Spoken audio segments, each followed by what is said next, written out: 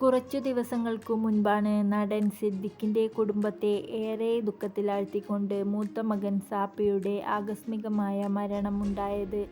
സാപ്പിയുടെ വേർപാടിൽ നിന്നും മുക്തമായിട്ടില്ലാത്ത സിദ്ദിഖിന്റെ കുടുംബത്തിലേക്ക് ഇപ്പോഴിതാ ഒരു കുഞ്ഞു സന്തോഷം എത്തിയിരിക്കുകയാണ്.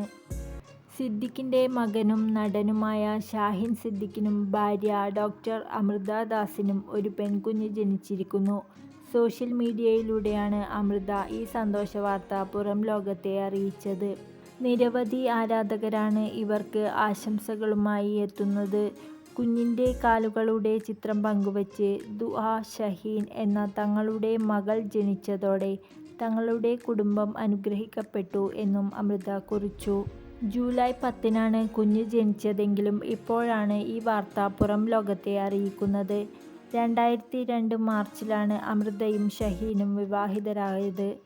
മമ്മൂട്ടി നായകനായി എത്തിയ പത്തേമാരി എന്ന ചിത്രത്തിലൂടെ അഭിനയത്തിലേക്ക് അരങ്ങേറിയ ഷഹീൻ ടേക്ക് ഓഫ് കസബ, ഒരു കുട്ടനാടൻ ബ്ലോഗ്, വിജയ് സൂപ്പറും പൗർണമിയും തുടങ്ങിയ സിനിമകളിലും അഭിനയിച്ചിട്ടുണ്ട്.